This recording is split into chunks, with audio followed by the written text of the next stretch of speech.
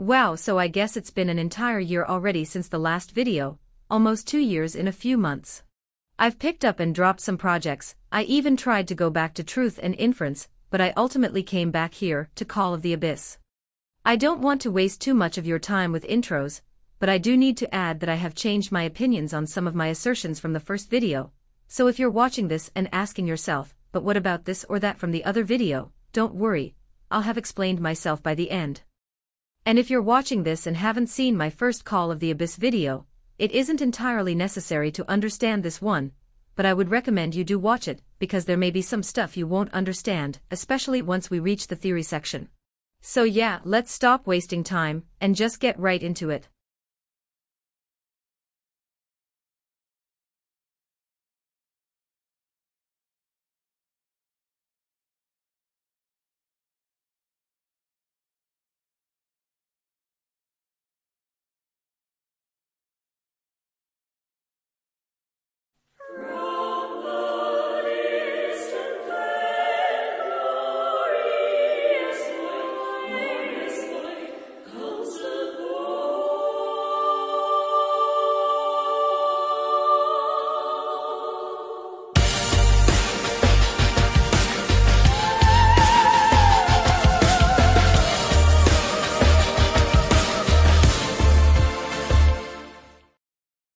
COA 6 follows a group of actors who are invited to perform a space adventure film by a mysterious investor. Nobody seems to know much about them, but they go along with it anyway. However, it seems the investor has greater plans for them. There really isn't as much backstory as we had in many of the other Call of the Abyss events. However, just like mostly every other storyline, there are many direct inspirations for the plot we can look at to stand in for that. The film being made in the event seems to be based on The Whisperer in Darkness. We can see it on the script's cover in the trailer, and its inspiration is spoken about directly in the official story background. This story is about Albert, a university professor, who gets involved in a conspiracy about sightings of strange creatures. At first, he doesn't believe any of it, but then he comes into contact with another man named Henry who wants to prove the existence of the monsters from his own experience.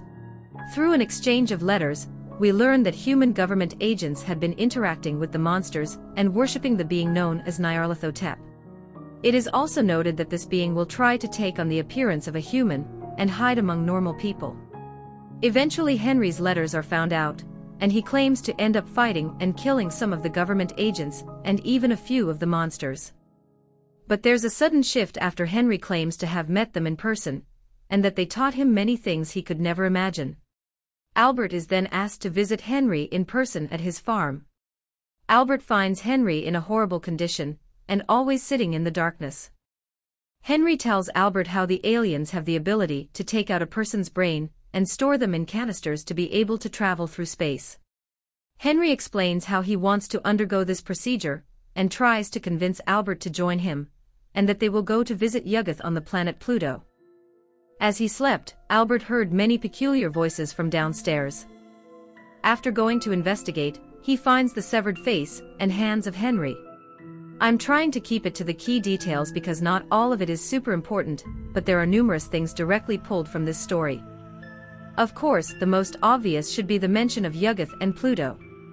We see both of these at the end of COA 6, and it is implied that Yuggoth is a sort of living planet that's home to the Migo, the monsters from The Whisperer in Darkness.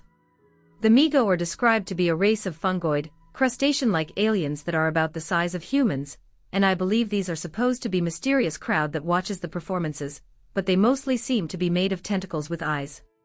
That may just be the hidden version of them, I guess.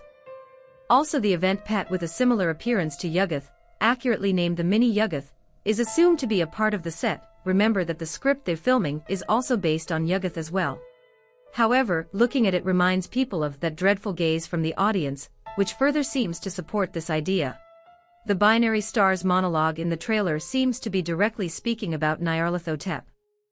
Calling him Great Messenger is likely about how he visits Earth and interacts with certain humans, like when he used Henry's skin to share knowledge with Albert and try to convince him to visit Yuggoth. I'm not entirely sure what the bringer of strange joy to Yuggoth thing is about. Maybe that's why he brings humans to him, so he can observe the beings of another planet. The million favored ones refers to entities who have been given a newer form by Nyarlathotep, making him the so-called father of the million favored ones. The title Stalker Among the Stars must refer to Nyarlathotep stalking species on different planets like we see in Whisper in Darkness. I remember people from the beginning theorized that the binary star was Nyarlathotep in disguise, leading the actors to Yuggoth. I still think it's plausible somewhat, but I'm not so sure that I agree with this. For one, it seems that he is merely still at the will of Yuggoth and the Migos as he is trying to reach beyond the confines of the performance. His official design commentary especially does not try to depict him as someone hiding their true identity, but rather someone who has been physically corrupted by the power of the abyss. In his design commentary, he is also described as the ancient binary star, listening to the whispers in the dark night. The ancient part may sort of make it look like it could be Nyarlathotep, but the part about listening to the whispers seems to be alluding to how Albert was spoken to by Nyarlathotep, making it seem more like binary star has heard him and chose to follow him to Yuggoth. And his other corrupted form is him becoming one of the million favored ones. It's not totally clear what exactly binary star was doing on the set that would have helped him transport everyone to Yuggoth, but perhaps that's not too important, or we just don't need to know. Something brought up a lot in character descriptions is the fact that the audience reacted more positively to parts of the performance involving fear and terror from the actors. It appears there was initially less of that in the original screenwriter's version, but when Binary Star took over the directing position, he also changed many parts of the script to fit what the audience wanted. At first I thought maybe they needed Migo approval to get to Yuggoth, but now I see it more as something the crew had to survive until they made the trip, because in promotional footage and trailers they seem to be depicted in a quite malicious and antagonistic way. So if they didn't do what they wanted, they might have lashed out on them. Anyway, I know I haven't really touched much on the whole cast like I usually do for other COA stories, but this one is also a unique case. Unlike the other storylines, most of the characters are just along for the ride, and don't even know what's going on until the very end, so the majority of the focus is on the Binary Star story. But there are a few things I'd like to point out. First of all, I have a feeling that the character's prosthetic makeup and senior assistant are Migos in disguise. The senior assistant's description questions her experience, and it would just make more sense if the senior assistant would be more in on what's happening. The description for prosthetic makeup seems to be more blatant with it, directly acknowledging that he hides his face under makeup, that he has unnatural elasticity, and that he makes strange growling noises. I guess it's not much of an important detail if it really is true, but I'd like to point it out anyway. The other important detail is that Ecosphere had been interested in abyssal ecology, and was especially curious about a certain fungal specimen. We aren't entirely sure what all went down after they reached Yuggoth and opened the door, but it's likely implied that everyone else dies except for Ecosphere, who takes a shuttle and crash lands away from the set, taking her fungal specimen with her. She crashed outside of what seems like Metropolis, as it gets destroyed by massive tentacles. It's unclear how this comes to be, since Metropolis was supposed to be under an island, but we never saw how COA 5 ended anyway, so I'm sure it's not impossible that they got it uncovered to reach the surface.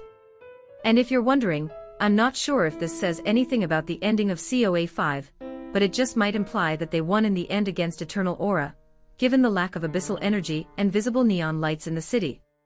But anyways, that's about most of what needs to be covered for right now.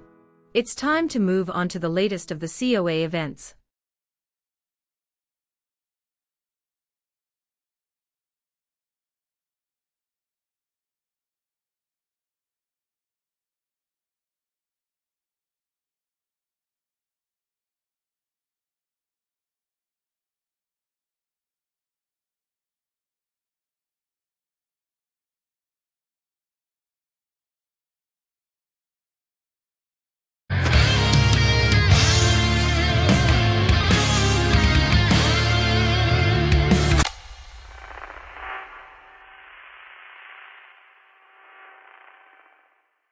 In an unsurprising turn of events, the world is left in an apocalypse after the end of COA 6. But it's not just the destruction of the cities, but something more, a fungus that has spread throughout the planet. You see, after Ecosphere crash landed in Metropolis, the fungus she had been carrying in her container got let loose, and began to spread throughout the planet. But it turns out there is a being created from the mycelium that lives deep underground, and a team is brought together to track it down and defeat it in hopes of saving humanity. Just like in COA 5, we have a specific timeline of events given to us during the event. We had one in COA 6 as well, but it mostly had information that was already well known to us in other areas. And in this event, the timeline actually has real notes with them, just like in character deductions, so there's more we can gather from them. They're separated into almost 30 nodes, so I'll give a quick rundown of them. Nodes 1 through 4 discuss the fungus and its effects. Based on the language around the first node, these may take place before the larger outbreak of mycelium, at least in the first one. We see the researchers detail the effects of the mycelium infection in humans. Some people who are infected can develop excessive dreaming disorder, which should be self-explanatory. In nodes 5 and 6, they seem to understand it a little bit more. We learn that mycelium attaches itself onto living things, and that it releases spores that can be inhaled. They begin building shelters and gas masks to prevent themselves from being infected. In node 7 they mention that the miskatonic shelter is responsible for transporting supplies to other shelters. This is based on the Miskatonic University, which is a place that appears in a lot if not most of Lovecraft's stories, and is usually involved in the plot of the stories in some way. I'm not sure if this is important or just a reference, but I'd still like to point this out anyway. The Miskatonic shelter starts a research facility to look into new fungi they find and to create energy sources. They also make a search and rescue team to rescue uninfected people in the wasteland. The former leader of the team notes later on that they believe the infection could be fought off through sheer will. In node 12, one of the research team's fungi seems to become sentient, and its spores point in a certain direction. 13 and 14 speak about the vagrants who have invaded the ruins of buildings. Some of these vagrants who have previously been infected show strange beliefs relating to their excessive dreaming. 15 notes the existence of strange guests. They aren't specific about it, but we know that it was some kind of unexplainable phenomenon that urged people to no longer trust people from afar. This is also pulled straight from the costume description for the unknown visitor's skin. It has been speculated that this may be another sentient fungi that had taken upon the appearance, or at least the bodily shape of Ecosphere from COA 6. There isn't a lot of evidence to say for sure, but it would make sense in my opinion, and it definitely has something to do with them. Eventually, through nodes 16 to 18, they finally find where the spores were pointing, towards a deep dark crater with a hole going far underground. It's here where they finally find the Lord of Calamity, a giant fungus monstrosity that was the source of the mycelium outbreak. But it was at this point where they began to doubt themselves. It is probably a psychological effect of abyssal powers, but they lose sight of their goal and take of their gas masks, surrendering themselves to the Lord of Calamity, saying strange things about bringing in the new world. And that's where the story ends. A major theme of this event is the desires for a life people used to have before the apocalypse, and how people try to continue to achieve that sort of lifestyle in some way. Pioneer research reminisces on the arts. Doomsday Rescuer wants to get rid of rare cases infection so they can be together, and Emergency Transport wants to live in simple peace like back when the world was normal. And when they descend into the pit to go after the Lord of Calamity, it shows them a blissful view of a new world based on these desires and beckons them to join it. The whole joining the new world thing is brought up a lot, though it's not exactly specific about it, but I believe that's intentional and isn't really meant to be dug into. However, it is a bit strange because they seem to imply that they all died after, which seems necessary because the Lord of Calamity probably could have just killed them to begin with. But I'm also not sure if it's needed to dig into that too, but it is worth noting. It's been a while since that original COA video, so I guess I should give a little refresher on it for people who've forgotten, or just haven't watched it completely yet. My main overall theory is that Call of the Abyss and the Truth and Inference series are both different retellings of events and themes from the main lore, namely the story of Orpheus and Oletus Manor. The badges from T&I are based on the numbered COA entries. So these were my overall theories, although keep in mind I don't completely stand by all these previous assumptions, as you'll see in a minute. COA 1 is based on Truth, her part in the Lone Moon story, and they're both based Dennis DeRoss and the tragedy with his wife in main lore.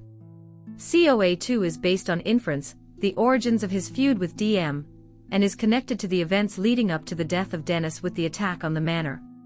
COA 3 is based on DM, his part in the Atropos Ropes story, and they're connected to the events taking place after the manor tragedy, when Orpheus and Alice are separated. COA 4 is based on White, his backstory, and they're connected to Orpheus's memories or the spirits of people he knew beckoning him to change and move on from the grief of his past. COA 5 is based on a sort of voice, be it literal or figurative, trying to break Orpheus free from the manor. And that's all that I covered in that video. Speaking of COA 5, we've since gotten our number 5 badge character, Gato. I'm not completely caught up with T&I lore, so I can't speak to what exactly the importance of this is, but I'll speculate based on the trailer. Just like in COA 5, the big focus of his character is being manipulated into sitting back and being used like the people of Metropolis, and I guess maybe the Melodies family could represent Eternal Aura, and the people running the city, based on his line about making some drug for them that seemed to, I guess, kill people. It's probably deeper than that, but again, I'm only speculating for right now. Though still, he fits with my theory. Also, the Silent Rebel thing could imply that he's based on pirate radio, but I'm not sure. We also have a new badge member, Crimson, which I'm pretty sure is supposed to be Truth's childhood friend from the orphanage. And after she disappeared, she went undercover in the Melodies estate as a maid. But apparently, she also has a number 5 badge. Unless I'm mistaken, this is a first if you don't include White and Noir, who are the same person. I'm a bit more lost with this one, and it seems a bit harder to speculate with in comparison to Gato. At the very least, I can say with some certainty that she is based on the main characters who went up against Eternal Aura in COA 5, so maybe Gato is just based on the people of the city, or maybe he can still be based on pirate radio. I'm not entirely sure on that. We do see her helping protect DM's estate and spy on Truth and Inference, but it could still go two ways. Either she's helping to get close to DM, and either doesn't remember Truth, or is going after Truth and Inference for her own personal reasons separated from DM, or she really is a pawn of DM, and is getting intel on Truth and Inference's actions, in which case she may represent Eternal Aura. Either way, I'd say she also fits well into the story of COA 5, even on the surface level. I'm sure if I knew more about her character, I could have more to say, but I'm far from being caught up on T&I lore. But anyways, moving on to COA 6. At this point in time, I'm pretty sure we don't have a number 6 badge holder in T&I. Apparently there's a new Wuchang character that's going to get a new skin sometime soon, but I've looked at their pics and they don't seem to have a badge. However, there's a few things I'd like to note. In most of the T&I stories, the Melodies family has a very indirect involvement in the issues of the plot. In Atropos Ropes, DM's outside manipulation leads to Bella's death. In the Lone Moon story, it's implied the Melodies family bought the castle and made it into an all-girls school, and brought someone from the princess's bloodline to fulfill the prophecy of the Lone Moon Night. In the Melodies estate investigation, DM invites certain people to make things go a certain way, and it's implied he may have been working with Succubus. In the Crystal Palace story, the Duke White Raven was working for DM to try and steal the diamond. It goes on, but I don't want to get too deep into the events I'm less knowledgeable on. But my point is, this also applies to basically all the COA stories as well. And as I mentioned a moment ago, some of my opinions on the T&I and COA connections have changed somewhat. Taking a step back at looking at it all, I think T&I and COA may be going in the same order. You may not know this, but the Lone Moon story was actually the first T&I event. But it was exclusive to China for a while, and by the time it went global it was after Atropos Ropes, I believe. And like I said, COA 1 was Lone Moon, and I said COA 2 was just based on Inference's backstory with DM, but I specifically believe it's based on Atropos Ropes because it was relevant there. But if you remember, I already said that COA 3 was based on Atropos Ropes. Well, if we look at the next T&I event, the Melodies estate investigation, we'll realize that it would actually make way more sense as the one based on COA 3. The setting, the focus on art, and the female villain who is working with the other villain, who has some kind of physical disability, that is one of their main characteristics. In COA 3, it was Vile Blossom who had been corrupted physically by the Abyss, and worked with the Netherwalker, and in Melody's estate it was Succubus who worked with DM, and whose physical disabilities were a major part of her character. Both were also portrayed as master manipulators. And since this was DM's story in a way as well, him having the 3 badge further supports this, but also implies that the badges aren't just telling us that their stories are based on those specific COA events, but also that maybe they are connected in that same order with T&I. Because if you pay attention, it's clear that Lone Moon was Truth's story about finding her old friend, and Atropos Ropes was Inference's story for why he became famous. So if we continue with this logic, COA4 would be connected with the Phantom of the Crystal Palace story. And that one's main character should be the paranormal investigator or Lockhart, but neither have a numbered badge on them. Of course, the number for badge is for Noir and White, who never appear in the story at all. Since we know little about these other badge characters, I won't push this particular theory too hard at the moment. Although, one thing I'd like to point out is the whole thing going on with Duke White Raven disappearing, and the introduction of Duke Raven. This is similar to the double-sided theme they went for with Noir and White. But I still don't understand what was even happening with Duke White Raven's disappearance either. Maybe he got his memory wiped by DM to cover his tracks in case White Raven got found, and Duke Raven is that version of him. In which case its relevance would be the mystery of how they erased Noir's memories and why.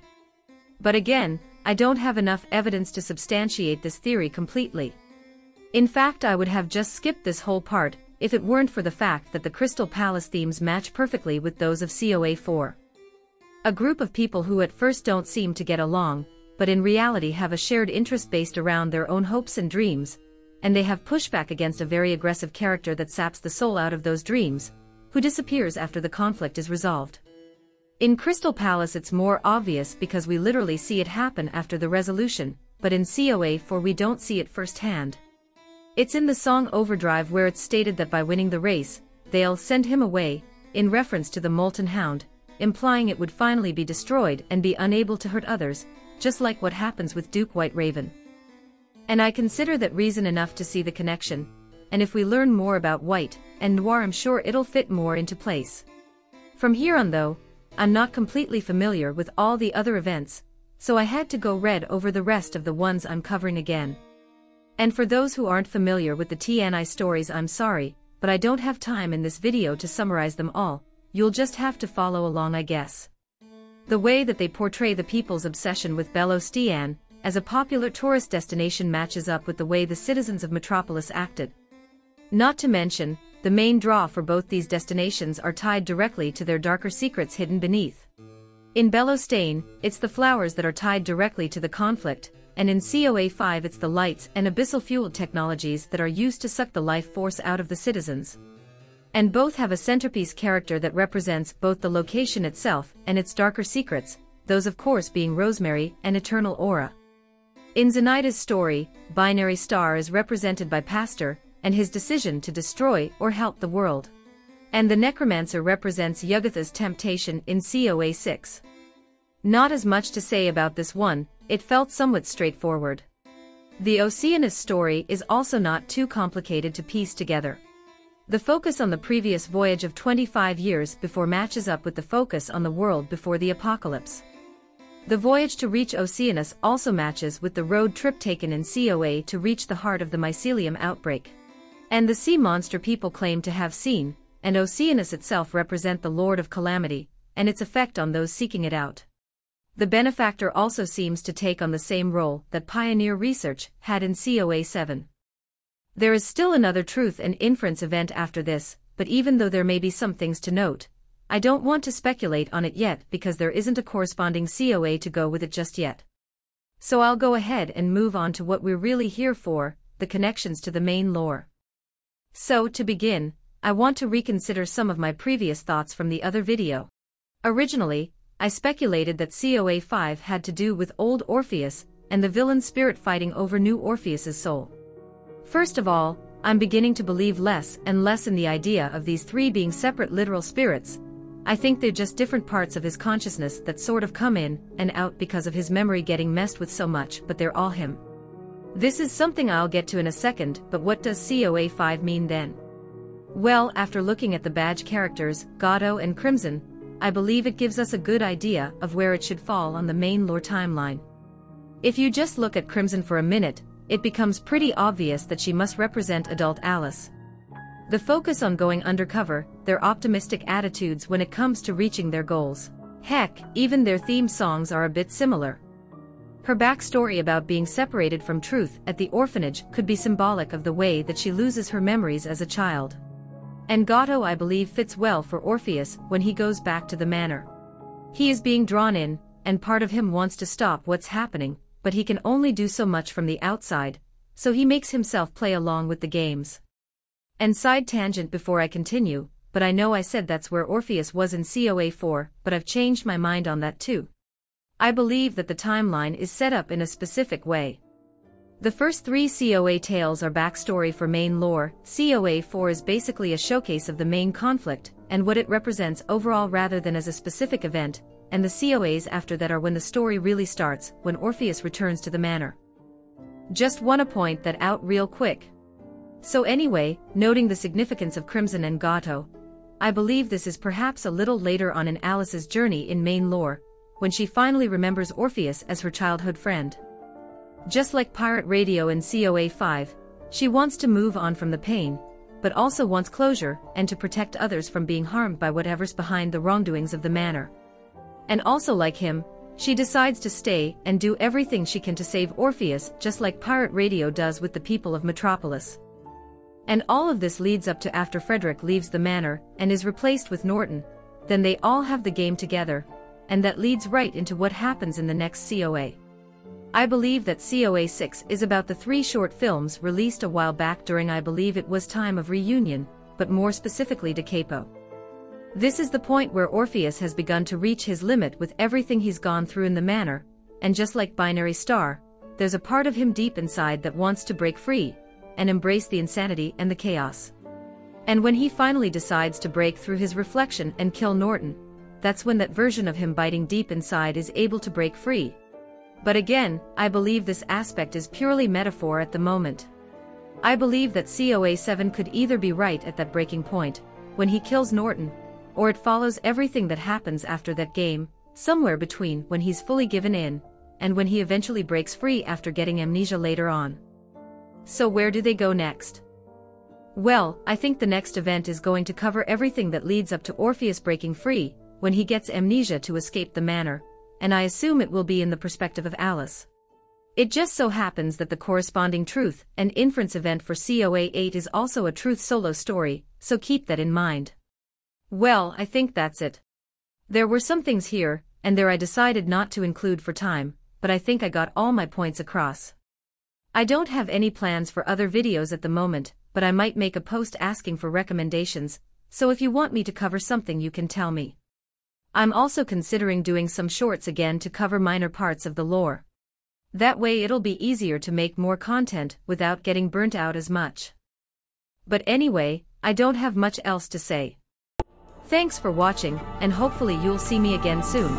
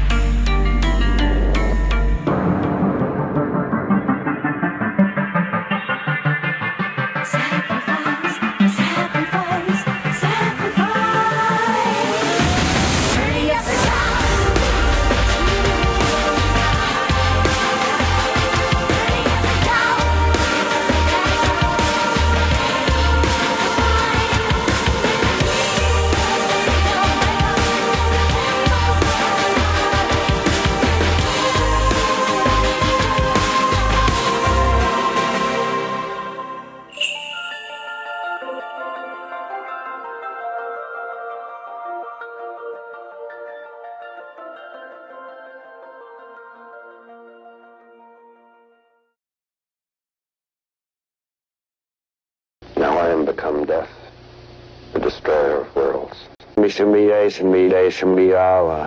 Drape, swa la la la, drape, swa la la la.